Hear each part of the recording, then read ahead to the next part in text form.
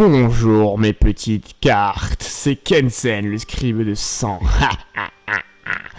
Et on se retrouve pour cette dernière vidéo de la présentation des cartes. Et après on passera à la présentation des decks. Pour ceux qui ont réussi à tous taper, félicitations. Après, pour les autres, bah vous aviez juste à ouvrir le logiciel et les lire par vous-même. Non mais c'est bien que ce soit moi qui présente, je trouve ça ludique. Vous me direz, je vais voir de toute façon si ça a marché ou pas ces vidéos. J'espère que c'est chouette, que ça vous plaît, parce que bah moi ça me plaît beaucoup de les faire. Et j'aime beaucoup présenter ce format parce que j'adore ce format et je trouve qu'il y a vraiment matière à jouer. Et que c'est un peu intimidant d'arriver sur Tabletop, de voir 1500 cartes et de se dire comment ça marche. Et là au moins vous avez des idées de deck quoi. Si vous dites ah putain le jaune ça m'a bien plu, bah je vais jouer que jaune et fuck le reste. Et on verra bien comment le reste évolue en fonction de ce que je vais jouer contre quoi. Donc voilà. Donc nous voilà pour la dernière vidéo où je vais présenter le prisme. Et le bicolore, tricolore. On va commencer par le bicolore, parce que c'est le plus chouette, et le prisme c'est à la fin. Vous allez voir, c'est un peu boring le prisme, mais c'est un peu rigolo. Et on y va directement avec les bicolores. Donc, chaque bicolorité a une identité de couleur, comme un Magic. C'est-à-dire que bah, Boros, blanc-rouge, c'est l'aggro, c'est l'armée, c'est voilà, l'initiative, c'est un mot-clé et tout, bah pareil. J'ai construit exactement sur le même schéma que Magic, c'est-à-dire que chaque bicolorité, tricolorité, quadricolorité a une identité. Oui, je suis fou. Et je voudrais faire d'ailleurs une pentacolorité à l'occasion quand j'aurai le temps un jour. C'est-à-dire toutes les couleurs sauf une. Comme les Néphilis de Magic, je ferai sûrement des Néphilis, je pense. Genre une de chaque où il y a les 5 couleurs sauf une. Je trouve ça très fun à faire. On va commencer par les rares, parce que bon, on verra les communes après. On va même commencer par les Talking, parce qu'on va suivre notre bonne vieille habitude de commencer par les Talking. Il y en a pas beaucoup en plus, ça c'est chouette, et il y en a plein qui puent la merde en fait, donc ça va être vite vu. Comme lui, il pue la merde parce qu'en fait j'ai pas accès à cette carte là, en fait une carte que j'ai récupérée d'un format que je trouvais stylé. Elle est sympa, c'est-à-dire en fait elle a +1 pour chaque gemme provided on your board, elle peut faire 6-4, et en fait quand elle arrive tu cherches un mox de ton deck et tu le mets dans ta main, donc elle peut te permettre de devenir fort. C'est une bombe. C'est une bombe pour si tu joues bleu-vert aggro, ça peut être une boule de feu pour le late game quoi, pour tuer le gars. Donc c'est plutôt chouette, il est ok, en vrai il est bien, en vrai il est pas pourri quoi. Après il y a aucune Talking qui est pourri en vrai. Toutes les Talking seraient des rares, on les jouerait tous dans tous les decks. Alors lui par contre il est fort. Tortured Mind, donc c'est la Talking du violet et du rouge, qui dit, quand la Deception en fait, c'est trop fort, c'est que quand il meurt, tu prends une carte en cimetière, tu la ranimes. Sauf que lui, il a la fécondité. Donc, tu fais tour 1, Mox, tu mets 2 fois lui, tu mets 4 face, et tu ranimes tout ton cimetière. Bon, t'as pas de cimetière tour 1, mais vous avez compris le concept. C'est vraiment très très très fort en mid-game, fin de game, ça clôt une game, comme on dit. C'est une Talking qui tue des gens. Ça se voit sur l'illustration qui tue des gens, il dit « Viens jouer avec nous ». Et il a tout à fait raison, moi j'ai bien envie d'aller jouer avec lui. Et c'est fort. C'est fort parce que c'est jouable dans Ranimator, c'est fort parce que c'est jouable même dans le deck 5 couleurs, tu la joues. Dans le deck 6 couleurs, Mage, je le joue parce que c'est juste pété quoi de ranimer tous les mages. Enfin bref, vraiment très forte. C'est une des dernières cartes que j'ai faites, on l'a pas encore full test, c'est pour ça qu'elle est peut-être trop forte. Peut-être qu'elle finira 1-1. C'est une carte ça qui, à mon avis, va finir 1-1 parce que c'est vraiment fort. Et même comme ça, je pense que c'est pété. Mais bon, c'est une Talking, Mage, bicolore, c'est bon. En vrai, il faut que ça fasse des choses. Et ça fait rien en early, en vrai. Parce qu'il faut quand même un cimetière bien rempli. Mindfreaker. Alors, lui, pour 2, t'as une 2-2, donc il faut un orange, un vert. Et il dit, tu augmentes par 1 la valeur de tous les sigils sur le board. Alors, j'ai pas encore compris à quoi il servait. Par exemple, non, en fait, ça va être surtout pour les boosts. Vous vous rappelez, je vous avais parlé du deck... conduit vert, bah si on splash orange, ça fait au lieu de gagner +1 à toutes tes bêtes, ça donne +2, bah tu mets Mantis God qui a +2, elle passe de 3 dégâts à 9 quoi. Et si tu fais Mantis God, lui, et 2 conduites, power conduite, bah ta Mantis God elle est à +4. Ça fait qu'elle fait 5-5-5 quoi, t'as mis 15 sur Mantis God, t'as gagné. Donc voilà, il est plutôt chouette, je trouve, il y a vraiment moyen de faire des choses. Je pense que par exemple, aussi le tuto, c'est Magpie a dit, va chercher une carte dans ton deck. Je crois que tu peux chercher une deuxième carte, enfin bref, c'est vraiment rigolo, c'est vraiment rigolo, et t'as vraiment moyen de faire, je pense, des zouaveries folles avec. La Gracious Gardener. Orange, rouge, c'est un peu particulier, je me rappelle plus exactement ce que j'avais mis. Alors là, je l'ai pas fait de tête, je suis désolé, j'ai pas révisé avant de faire cette vidéo, j'aurais dû. Je vous présenterai une vidéo plus particulière sur... Mais en fait, c'est vraiment du theory crafting de format très poussé, c'est du card design level très pro, genre docteur en card design, tu vois. C'est... Enfin, moi, c'est un domaine que je fais depuis 20 ans, donc je kiffe, et je suis allé voir à tous les trucs les plus fous qui se faisaient. Et en fait, j'ai une charte d'identité de couleur que je suis pour design des cartes, c'est très compliqué, je ferai une vidéo dessus un jour. Pour vous expliquer si ça vous intéresse. Mais du coup, là je me rappelle plus exactement l'identité de couleur, j'étais plutôt parti pour vous présenter les cartes. Mais il me semble que orange-rouge c'est de l'aggro avec du body. tout ça pour en venir là. True Love, donc quand elle est jouée, tu peux chercher Prideful Princess de ton deck de ta main. Ah oui, parce qu'elle joue avec la Prideful Princess qui est là, qui a exactement le même sigil. Donc c'est plutôt fort parce que c'est les seuls talking où t'as le droit de jouer les deux talking. Et du coup, elle a le Gentle Guidance, toutes les cartes elles ont sniper sur ton. En fait, les princesses. Ah, est-ce que je me rappelle, elle fait partie du château en fait. Elle fait partie de la tricolorité bleu, rouge, orange en fait. Parce qu'elle joue avec la bleue, avec elle qui est bleu, rouge, orange. En fait, les deux cartes sont quasiment les mêmes parce qu'elle dit. Tu vois, en bas, il y a un petit texte d'ambiance qui dit que tu peux jouer Prideful Princess et cette carte dans ton deck. Parce que tu as le droit de jouer deux Talking dans ton deck, quoi. Et en fait, c'est la seule Talking qui fait ça, et en fait, quand tu pioches une, bah tu mets l'autre dans ta main. Et c'est plutôt fort, hein, du coup. Parce que elle dit, donc pareil, hein, quand tu la joues, t'as le droit d'aller chercher l'autre. Et en fait, elle dit, toutes les cartes sur ton board, elles sont pas affectées par les autres sigils. Donc faut pas que tu puisses te booster toi, mais par contre, l'autre, il peut rien te faire. Et en fait, c'est le jardin, ce que j'ai appelé le Mox Jardin, c'est-à-dire le bleu, rouge, orange, c'est les filles de la cour. Parce que, en fait, dans les Trimox, il y a un petit scénario où c'est un château médiéval. Enfin, bref, je vous expliquerai tout ça dans une vidéo sur le lore de ce format. Mais en gros, ces cartes-là ont aussi une histoire dans la vraie vie parce que c'est deux filles qui s'aiment de la commune américaine et elles sont trop cool. Mais vraiment trop cool. C'est Annie. Alors, c'est Annie qui l'a fait et l'autre, elle s'appelle Lesbian Pepsi sur Discord. Je connais pas son vrai nom. Mais je crois que c'est Annie son vrai nom. Je crois que c'est elle qui a dessiné. Et en fait, quand je lui ai dit, voilà, j'ai fait une carte avec toi dessiné dessus et je voudrais bien connaître parce que je vois qu'elles sont amoureuses. Elle me dit, ouais, mais en fait, c'était ma copine. Genre, moi, ça, c'est ma copine. En fait, j'ai fait des cartes pour ça, et en fait, à la base, c'était rare. Elle me dit, est-ce que tu peux me les mettre talking? J'ai dit, bah, ça fait chier parce que si je les mets talking, on peut pas les jouer dans le même deck. Et là, j'ai réfléchi, je me suis dit, mais attends, en fait, j'ai qu'à faire en sorte que ce soit les deux seuls talking du monde où tu peux les jouer dans le même deck. Et en fait, j'ai fait ça, elle a kiffé les cartes, et moi, j'ai kiffé faire ça, et du coup, ça donne un concept très très fun, et c'est elles qui m'ont donné l'identité pour le orange, bleu, rouge. Donc voilà, des cartes que j'apprécie, qui sont hyper classe, très très belles en plus, et les dessins sont fabuleux, enfin bref.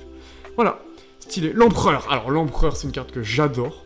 Parce que c'est une carte qui est jouée dans Control. Parce que c'est Mox Control, Tricolor Mox Control, ce qui est plutôt rare. Parce que le bleu, jaune, rouge, bah, l'idée, c'est de tenir le pouvoir. L'identité de couleur, c'est vraiment avoir le pouvoir et le tenir. Donc c'est vraiment contrôle. Il faut que tu gardes le pouvoir. Et pour garder le pouvoir, rien de mieux que d'utiliser la fortune qui est pas la tienne. Nos dirigeants ont très bien compris ça. Et du coup, bah, là, il a la fortune mal acquise, le sigil qui dit que, bah, vous vous rappelez, comme sur la carte jaune, qui dit que bah, tu peux utiliser toutes les ressources de ton adversaire, sauf que cette fois-ci, la marque Fordes. Donc si l'adversaire il a des os, bah, tu peux payer 2 os pour infliger une blessure à une carte. Donc en fait, tu prends les os de l'adversaire pour infliger une blessure à ses bêtes à lui. Tu peux lui sacrifier tes bêtes pour faire des magpies. Tu peux utiliser son énergie pour les casser pour faire des tours supplémentaires. Enfin bref. Du coup, l'empereur est vraiment très marrant. Un set, ça se tue pas comme ça. Et en fait, le truc, c'est qu'il fait des choses autour où il arrive. Hein. Il arrive, tu vides la réserve d'os du mec pour lui raser son board. Si le mec il joue os, bah tu utilises tous ses os, quitte à mettre un point à l'empereur pour lui vider sa réserve d'os et le mec il pleure. Et après, si le mec joue pas os, bah tu peux lui sacrifier ses bêtes avec Magpie. Et du coup, forcément, il va avoir 2 os que tu vas pouvoir utiliser pour coller un. Enfin bref, il fait 1 milliard de petits tricks l'empereur et c'est vraiment trop drôle à jouer. Et c'est l'empereur Palpatine, vous savez, comme quand je vous dis bonjour là. Unlimited power. Bah, voilà. Et en gros, la carte est trop stylée. Pareil, j'ai pas de dessin. S'il y en a un qui peut me faire un espèce de Palpatine des ténèbres là, en haut d'une tour sur l'empereur, oh là là, qu'est-ce que je kifferais. The War Legend, donc lui c'est un héros. Donc l'identité de couleur bleu, bleu, jaune et orange, c'est les héros de guerre. Parce qu'il y a eu une guerre, tout ça dans le lore d'inscription, tout ça et tout. Et en fait, c'est une de 3. Et en fait, ils ont tous une capacité spéciale. Donc lui, c'est un peu un deadshot. Donc en fait, il dit, quand il attaque, tu choisis deux espaces et tu tires sur les deux, quoi. Donc c'est le double sniper. Donc en fait, c'est plutôt une 4-3 qu'une 2-3. Et pareil, quand tu essaies d'infliger des blessures, il en reçoit que la moitié et il les renvoie. C'est-à-dire que ce qu'il a, la réduction, il les renvoie. Donc c'est vraiment fort. C'est vraiment fort. C'est vraiment une carte qui est forte, mais bon, un peu aggro mid-range, c'est vraiment mid-grand, ça peut contrôler aussi, enfin ça fait un peu tout. Mais justement, les héros, le deck héros, c'est vraiment de faire un peu tout, mais unique. C'est-à-dire que c'est ta carte fait tout toute seule. C'est un peu comme les Avengers, tu vois. T'as une carte qui est forte, mais qui va pas forcément avoir de synergie, mais elle va être forte, tu vois. Donc les héros, c'est un peu ce concept-là, c'est rigolo à jouer, c'est vraiment très rigolo à jouer, parce que toutes les games sont vraiment différentes, quoi. Et évidemment, Magnificus, qui est joué dans le deck 6 couleurs très instable, mais qui est très fort lui-même. C'est-à-dire que bon, il faut jouer une couleur de chaque pour le jouer, hein. Donc c'est difficile à cheater, il faut des mox. Tu peux le ranimer, hein, c'est un bon kill de Ranimator si tu joues Mox Ranimator. Et il dit, quand il joue, donc t'effaces le sigil d'une carte on the board. Lui, il fait le Magnus Mox, parce qu'à un moment donné, bah, lui, il fournit tous les mox, parce que sinon ce serait de la merde. Et true gemme power rate, c'est-à-dire qu'en fait, il gagne 1 pour chaque gemme que tu génères. Même si tu génères déjà du jaune, si tu génères 2 jaunes, bah il gagne 1 pour chaque que tu génères. Donc c'est très fort parce que lui, il donne 6 de base, donc c'est une 6-6 de base. Plus, pour le jouer, bah t'as bien dû générer 6 mox, donc ça peut être une 12-6 assez facilement qui efface des siges en face, bref. C'est une jolie bombe, magnifique. C'est vraiment une jolie bombe et c'est vraiment une carte stylée à jouer, quoi. Donc, les rares, maintenant, ça c'était pour les Tolkien, on va aller aux rares. Et aux rares, je vais pas tous vous les présenter, hein, parce qu'il y en a vraiment beaucoup, mais en gros, je vais vous présenter les plus stylés. Hein. Donc, Master Orlo, qui fait Gate, donc lui, il a le Light Up, à chaque fois qu'une carte bouge, il gagne +1. Et Gate, ça dit à la fin du tour, tu bouges toutes les cartes. Tu réarranges your board.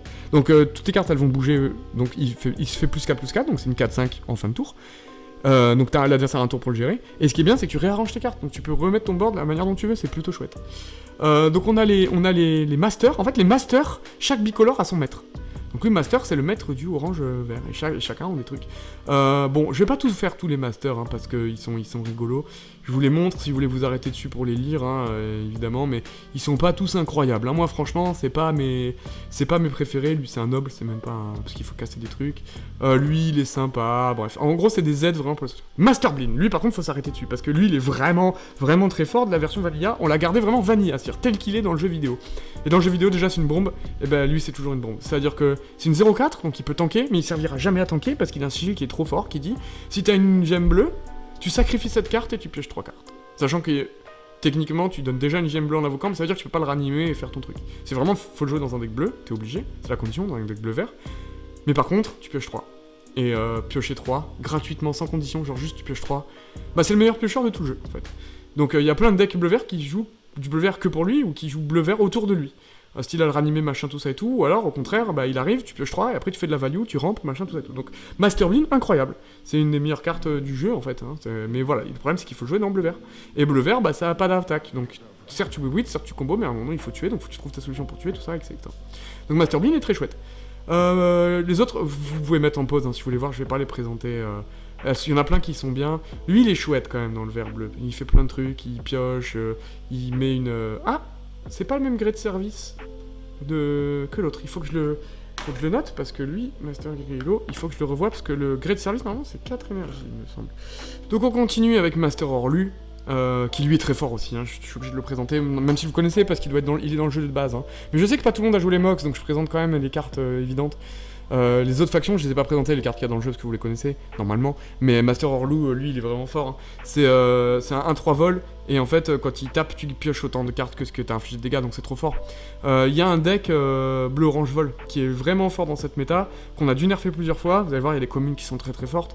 Et du coup, bah, c'est pété, quoi, c'est pété. Crusher Cultiste, on s'en fout. Master Yen, tu joues une carte gratuite de ta main, ça peut être sympa. Faut qu'elle soit rouge ou jaune. Lui, il est joué, parce qu'il fait piocher, il fait un paling. Ah voilà, Master Eder, lui, il est fort, lui, il est très très fort. Donc, rouge-violet, quand il arrive, donc il meurt à la fin de chaque tour, mais il est unkillable. C'est juste qu'il faut réussir à le recaster à tous les tours, hein, parce que le mec peut t'attaquer le mox pour pas qu'il revienne. Et ça a l'impaling, voilà, donc il tape, il met 3 dans la bête, 3 dans le gars. C'est fait pour jouer rouge-violet aggro, hein, comme les autres cartes. Unchmage est fort. Ah voilà, Mary Maiden. Alors elles sont chouettes aussi, parce que vous avez vu, il y avait la femme de chambre jaune et la femme et la sorcière rouge. Et en fait, elle, c'est la carte qui dit, voilà, cette carte, elle meurt instantanément, c'est un Magical Med ou Wild Witch qui meurt sur ton board. Et après, elle sème pour toujours, donc ça c'était un autre couple de Nana aussi qui avait fait ça, qui dit, quand cette carte, elle est dans ta défausse, tu peux défausser 2 cartes qui produisent des gemmes pour la ramener dans ta main. Donc elle revient toujours. Voilà. Et en fait, elle meurt s'il y en a une des deux qui meurt, mais elle reviendra toujours, parce que leur amour dure toujours, voilà, c'est trop mignon. C'est une 3-3, sinon ça pète un peu des culs. Jaune, parce que ça joue depuis le cimetière, tout ça et tout. Master Gorange, qui lui est pas Vanilla, pour le coup, c'est le seul qu'on n'a pas laissé Vanilla, parce que Vanilla, il est fort, parce qu'on peut le jouer en x4. Alors là, on va le jouer qu'en x1. Et ben, lui, il fait 3-6, donc il est fort. Il est gemme dépendante, parce que, en fait, le vert orange, il y a un petit système gemme dépendante, en fait.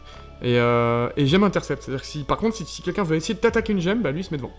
Il prend l'attaque avant de la gemme, ce qui le rend très fort en fait, parce que du coup c'est vraiment un gros body. Hein. 3-6 à gérer, c'est pas facile, tu vas essayer de taper les gemmes, bah lui va les protéger, donc ce qui fait que le tour d'après tu peux rejouer des trucs. Enfin bref, il est fort, il est très fort. Magavu, lui il est trop fort, mais il est très dur à jouer, hein, parce que 2 bleus, 2 verts. Mais il dit à chaque fois que tu joues une carte, tu l'enlèves du board, tu la rejoues, ce qui fait que les one play, ils trigger 2, c'est très très fort. Et on est sur les tricolores, donc le mage de la sagesse, donc Bant, ce que j'appelle Bant, parce que Magic c'est blanc, bleu, vert, là c'est jaune, bleu, vert. En fait, c'est des pacifistes. C'est des pacifistes qui n'ont pas d'attaque et qui vont juste te faire du CR. Et après, c'est à toi de t'émerder pour tuer l'adversaire. Sûrement tuer à la meule. Mais l'idée, c'est d'avoir toutes les meilleures cartes de ton deck le plus vite possible. Mais eux, ils attaquent pas. Ils sont tous 0-1, 0-2, 0-3. Donc lui, il Scry, ce qui est très fort, et Wise, c'est-à-dire que quand il est joué, tu peux chercher de ton side deck une carte et la mettre dans ta main, ce qui est très très fort. Le Philosopheur que j'aime beaucoup. Là, on arrive dans les tricolores, c'est les cartes que j'aime vraiment beaucoup. Du coup, le pacifiste, dans la faction pacifiste. True Balance. Quand il est joué, tu resets la scale à son centre, l'échelle à son centre, la balance à son centre. Donc, en fait, si t'as pris 9 dégâts dans la gueule, hop, il te remet à 0. Alors, ce qui est le problème, c'est que si t'as mis 9 dégâts dans la gueule du mec, bah tu te baisses toi-même. Parce qu'il est vraiment fait pour tanker aggro, quoi. Aggro, il t'a mis 9, il va te tuer au tour d'après, tu fais bah non, hop, je remets à 0. C'est rigolo. Et valuable, ça dit que quand tu lui infliges des dégâts, pour chaque dégât que t'infliges à cette carte, j'en mets autant sur ta balance. Donc si le mec il tape à 10 dedans, il meurt. Et c'est trop marrant parce que bah, c'est un philosophe, c'est un vrai philosophe, quoi. Il est valuable, parce que les philosophes sont des gens... on a beaucoup besoin de philosophes, beaucoup plus que ce que tout le monde pense. C'est des gens qui sont très riches, très précieux. Et du coup, si vous leur tapez dedans, bah, vous faites du mal à vous-même. Parce que c'est la sagesse sur laquelle vous allez vous asseoir. Et j'adore. Et en fait, le texte d'ambiance, il est simplement en train de partager son élévation. Et je kiffe. Parce que c'est une carte qui vraiment... Dans le jeu, j'ai pas envie de gagner, quoi. Je remets à 0 parce que j'ai pas envie de perdre, mais par contre, j'ai pas envie de te tuer. Par contre, si tu m'attaques, je te tuerai. C'est vraiment l'aspect philosophique que je trouve très fun. Le support, To a Flame, donc lui, c'est un héros. Et il dit, quand cette carte, elle bouge... à un autre endroit de ton board, tu pioches une carte. Donc c'est vraiment fort, quoi. Il est dans le jaune à fond. Et Mox Dropper, bah il dit, ouais, donc il est quand même jaune-orange, mais il faudrait splash bleu dans le deck jaune-orange pour le jouer, ce qui est chaud, mais par contre, putain, s'il bouge, tu pioches, c'est vraiment bien, quoi. Et après, il bouge tout seul, évidemment. Il fait quand même Mox Dropper, donc il va chercher un Mox de ton deck, donc il est fort tout seul, hein, il te fait piocher tout seul, donc c'est vraiment fort. C'est vraiment une carte qui est bien stylée. The Leader, qui est très fort, hein, il donne plus 2 à toutes tes bêtes, donc c'est vraiment cheaté, et à la fin de tour il donne 1 d'endurance à quelqu'un, donc c'est vraiment une carte très forte, c'est une 2-2, hein, du coup, parce qu'il se donne aussi la puissance, bref, grosse carte. Le Petit Prince, lui, pareil, il vient pas du Garden, il vient de la cour, parce que l'ambiance pour le bleu-orange, l'identité du bleu-orange-rouge, c'est la cour du château. Donc il a le taunt, parce que c'est un casse-couille, et lui, quand il inflige quand tu le tapes dessus, il t'attaque. Genre, si tu lui infliges des dégâts, il t'en réinflige. Donc c'est plutôt marrant, parce qu'il a le taunt. Donc tout le monde va l'attaquer, et il va réattaquer toutes les bêtes qu'il va attaquer. C'est un genre de Daos, mais un peu plus fort. Après, il est Q1-4. Mais lui, si tu lui montes l'attaque, oulala, il vrasse tout le temps, mais il faut réussir à le maintenir en vie, quoi. C'est ça, c'est comme un prince, quoi. Il est chiant, il est fort, mais il faut le maintenir en vie, parce que s'il meurt, bah t'es bien, t'as l'air bien con. Castle Sorcerer, donc ça c'est les douves, s'il me semble bien, c'est le donjon, le bleu, rouge, violet, qui dit tu fasses un mox, et tu pioches une carte. T'as ça une fois par tour, c'est très fort. Et Memoriam, quand t'as une carte que tu contrôles qui meurt, tu fais un deuxième os, c'est très fort aussi. Finance Minister, lui je l'adore parce qu'il va avec l'empereur, du coup il essaie de garder le pouvoir hein, dans le trône, et trop puissant, répulsif, donc tu peux pas le toucher. Tu peux pas toucher un ministre des finances, tu peux pas l'attaquer, tu vois, le mec il devient président, après il fait 7 ans de dictature, je veux dire, ça devient quelqu'un de très bien, et Greedy, bah trop bien, hein, Greedy tous les tours tu pioches, donc tu peux pas l'attaquer et tous les tours il te fait piocher, bref. Et Greedy c'est, tu pioches de ton deck et de ton side deck, hein, donc c'est vraiment pété du cul, voilà. Carte très forte, très intéressante, à jouer dans le contrôle... C'est ton moteur de pioche, hein, du contrôle bleu, jaune, rouge, mais c'est excellent à jouer. Et ce contrôle bleu, jaune, rouge est vraiment intéressant. The Clock, la cape. Donc il a le bullet time, évidemment, avec le touch of death, lui, vraiment, c'est un Deadpool, quoi. Il se jette et il tue tout le monde en face, une grosse vrasse, mais il met 2 points, bref. Je kiffe. C'est un héros aussi, mais je kiffe. La Queen, la reine, donc elle qui gère, pareil, la cour. Piercing Aura, donc toutes les cartes sur ton champ de bataille, elles ont le piétinement. Enfin, en fait, en gros, quand elles attaquent, les dégâts qu'elles infligent, la moitié de ce qu'elles ont infligé vont face du mec derrière, donc c'est fort. Et la carte qui est face à la reine a pas de sigil, genre vraiment face à la reine, tu poses un genou à terre, tu vois. Et elle sait tout ce que l'empereur ne sait pas, évidemment. C'est ça son texte d'ambiance. Uromagus, c'est l'Ouroboros. Donc, dans cette, je sais pas si vous avez vu, dans la présence d'une carte, il y a un Ouroboros dans chaque faction. Il y en a un os, un sang, un énergie, et du coup forcément un mage, si vous avez kiffé. Et l'Uromagus, ben voilà, c'est un Ouroboros qui peut pas être hammerless comme tous les autres, hein, qui est hammerless, qui peut pas mettre un coup de marteau dessus, mais il est payable en mox, donc tu peux faire vraiment full combo. T'as vraiment des combos, il est combo starter Uromagus, hein. Mais le problème, c'est qu'il faut maintenir ce orange, vert, bleu qui est pas évident, parce que t'as des cartes qui font orange, vert, t'as les mox qui font orange, vert, bleu, tu poses, tu mets Uromagus. Il faudrait mettre... Bah bref, c'est compliqué. T'as des combos, faut le sacrifier à l'infini. Mais en fait, ce qui est difficile dans ce format, c'est sacrifier à l'infini. Il n'y a pas de cartes qui disent... qui sont 100 et unkillable. En fait, c'est ça qui casse Inscription, c'est le 100 unkillable. Il y a une carte qui est 100 unkillable, mais elle est pas sacrifiable. Tu peux pas la sacrifier pour faire du 100. Parce que si t'as deux cartes 100 unkillable, t'as gagné. Si tu fais combo infini, os infini et Ouroboros infini. Mais il y en a pas deux dans le format, exprès pour éviter ce combo débile. Et enfin, l'amalgamage. Bon, lui, c'est plutôt dans l'optique de tout sacrifier. Hein. Donc c'est la tricolore, donc cette tricolorité, l'identité, c'est sacrifice de Mox. Voilà. Et il a Bloodlust, donc quand tu tues une carte, il gagne +1 et double strike. Donc il arrive, il tue une carte, il passe à 3, il tape face 3, c'est plutôt fort. Voilà. Et bon, après on a toutes les communes que je vous passerai dans cette vidéo, parce que sinon ça va durer 120 ans. Surtout que j'ai encore le prisme à présenter. Mais en vrai, toutes les zones communes sont dans le style des rares, mais on est un peu moins fortes dans les bicolores. On a un deck défausse, hein. On a c'est violet-jaune, c'est défausse, mais défausser c'est très fort à Inscription. C'est ton adversaire qui défausse une carte. C'est très fort, hein, parce que faire un CA c'est très fort. Mais il n'y a pas énormément de cartes qui le font, il y en a que 4, je crois. Donc t'as un deck défausse, c'est plutôt du contrôle oppressif où tu vas attaquer la main, quoi. Mad Cultiste. Alors le Mad Cultiste, on a essayé de le redesign un milliard de fois. C'est la carte qui a fait que le format de pixel ne marchait pas. Donc c'est un tueur de format, le Mad Cultiste. C'est vraiment une carte légendaire d'Inscription PVP dans la communauté, parce que personne n'a jamais réussi à le balance. Et en fait, même moi, hein, dans mon format, il m'a cassé la gueule plusieurs fois. Alors au début, il était en commune, il te faisait piocher 3 cartes, mais bien sûr, évidemment, pour 200, tu vois. Nous, à force de test, on l'a passé Talking, parce qu'il est juste trop fort. Et en fait, c'est trop fort dans Mage de sacrifier piocher en fait. En fait, Mage, tu vas vite te retrouver avec un board rempli et plus de place pour jouer. Alors que tu aurais envie de jouer toutes tes mains. Bah lui, il arrive, il sacrifie 2 cartes et tu repars quoi. Et ça fait des combos infinis. Et Mad Cultist, maintenant, il fait qu'un scry. C'est-à-dire que tu regardes les 3 cartes, tu les mets où tu veux et puis tu pioches une carte. Tu les réarranges comme tu veux ou tu les mets en dessous et c'est trop bien. Donc c'est fort le Mad Cultist. C'est vraiment fort. C'est vraiment une carte qui est forte. Mais voilà, c'est générique quoi. Le prisme, c'est vraiment des cartes qui sont génériques qu'on peut jouer partout. Et le grand astrologeur qui a LOL Seeing, hein, comme la Magpie. Tu peux piocher comme tu veux, donc 3 prismes, hein, donc prisme c'est ce que tu veux. C'est des cartes que tu peux mettre dans n'importe quel deck si tu veux. C'est vraiment si te manque une Talking et que t'es dans un monocolore, et que t'as pas envie de jouer la planète de la couleur, bah tu joues ça. Et en fait ton adversaire il joue avec ses mains révélées. Donc c'est plutôt chouette.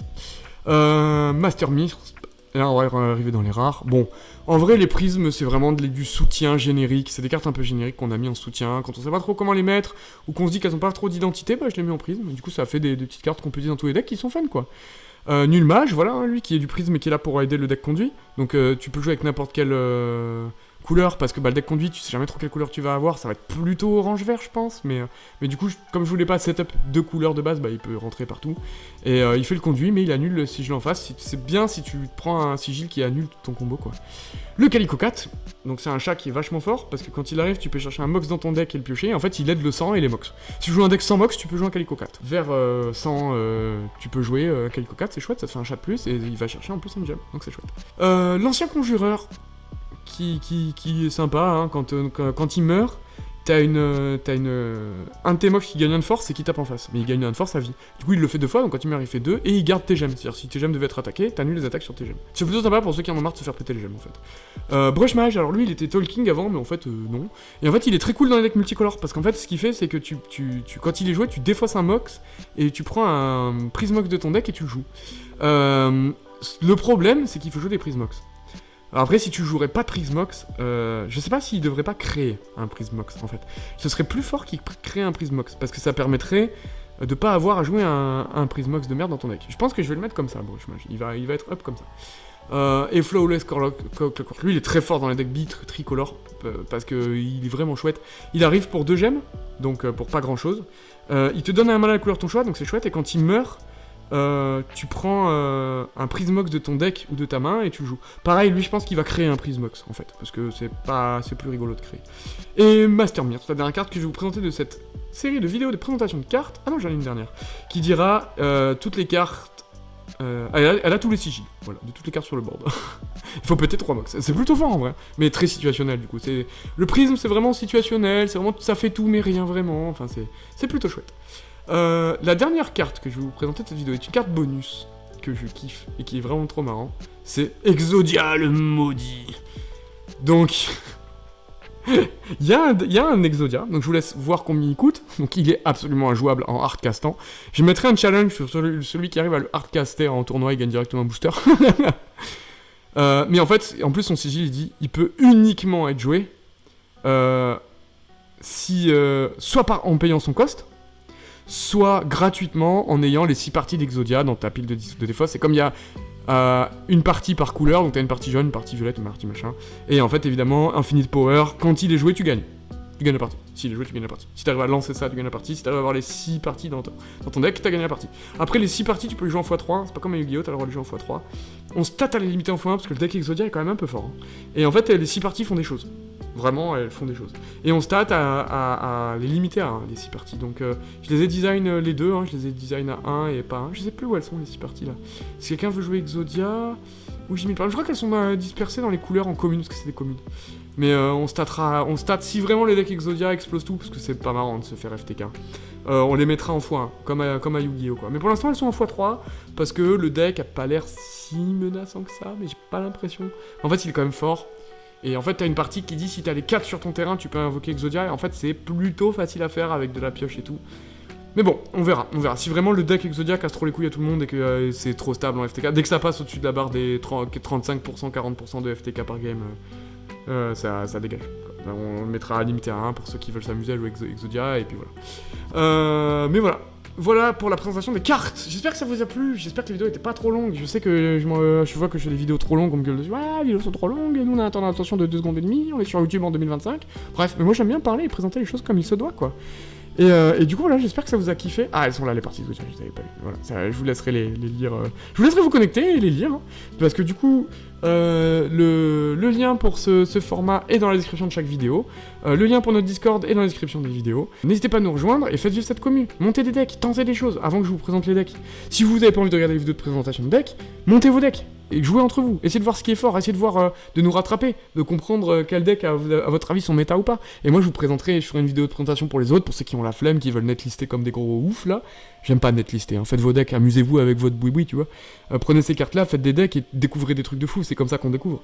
Et après, ceux qui veulent vraiment netlister, qui veulent voir ce qu'on a déjà découvert, les decks qui sont déjà méta, je vous ferai une vidéo de présentation pour ça. Et je vous présenterai les decks, comment ils sont joués, machin, pour être bons tout de suite, si il y en a qui ont envie d'être bons tout de suite. Mais je pense que ce format est fait pour vraiment être joué, pour être découvert. Et en plus, comme c'est un format très neuf, même nos decks bons tier 1, bah il y a peut-être des decks qu'on n'a pas découvert qui sont meilleurs, hein, en vrai. Vu le nombre de cartes qu'il y a et que vous avez vu qu'elles ont toutes l'air jouables, vous avez vu, il y a toutes les cartes donnent envie d'être jouées. Je sais pas vous me ferez un petit retour en commentaire, mais moi, je sais qu'à chaque fois que je vois une carte de ce format, j'ai envie de la jouer, j'ai envie de monter un deck autour, et c'est trop chouette quoi. Je me dis, ah, putain, dans ce deck. Et ce qui est ouf, c'est qu'une carte peut être jouée dans un milliard de decks. Autant en Magic, tu vas prendre une carte mono rouge, mais elle va être jouée que dans les decks rouges. Là, vous jouez ce que vous voulez, où vous voulez, quoi. Vous êtes complètement libre de construire n'importe quel type de deck, et moi je trouve que c'est un appel à l'aventure, à la construction de deck pour ceux qui aiment, ce qui est fou. Et un appel au jeu aussi, parce que du coup, il va y avoir des milliards de decks méta. On casse le problème de, il y a un deck tier 0. Ouais, il y a un deck tier 0, c'est pas grave, construis un deck qui le bat. Et là, ça marche, tu vois. Et en plus, il va y avoir beaucoup de decks, je pense. Beaucoup de decks, parce que là on est sur une méta où il y a beaucoup de cartes, mais elles peuvent s'entrecroiser, donc il y aura beaucoup aussi de versions différentes d'un même deck. Et ça c'est très chouette. Ça c'est très chouette parce que ça donne une méta très fun, où il y a plein de decks et plein de moyens de jouer les decks, et chacun peut mettre son petit grain de sel dans ses decks, et c'est trop cool. Voilà. Et on fera un grand tournoi, je pense en décembre. J'essaierai de voir si je peux organiser ça pour décembre, un gros tournoi. Mais je vais laisser du temps quand même pour que les gens puissent se préparer, découvrir le format, jouer entre eux, pas commencer la compétition tout de suite quoi. Et le tournoi sera pour s'amuser. Certes, il y aura des boosters à gagner, mais ce sera vraiment l'idée, c'est de s'amuser, de jouer à ce format et de passer du bon temps à jouer des bonnes cartes et se faire plaisir quoi. Merci à tous d'avoir regardé ce format, j'espère que c'était pas trop long, mais en tout cas, alors dernière chose, il y a pas de tier list des cartes. Si un jour on va faire un live et on va faire la tier list des cartes, parce que je l'avais fait pour Bropossum. Il y a une tier list, les 151 cartes de Bropossum, je les ai tier listées. Là il y a 1000 cartes. Mais si un jour vous êtes chaud et qu'on a il faut des abonnés, hein. Je fais pas ça si j'ai 2 personnes qui me regardent. Je fais ça devant 20-30 personnes sur Twitch sans problème, mais si j'ai 3 personnes, c'est mort les gars. J'aime beaucoup, et même ça me ferait beaucoup plaisir de le faire, hein.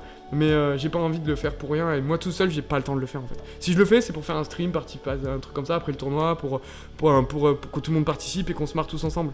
Parce que c'est un peu trop solitaire, hein. Ça fait 4 ans que je travaille là-dessus, j'en ai un peu marre d'être tout seul sur ce format, et l'idée c'est qu'il y ait des gens qui veulent rejoindre le projet, avec qui on peut se marrer et théorie crafter ce format, parce que c'est ce que j'aime le plus faire dans ma vie. Voilà, je vous dis à la prochaine.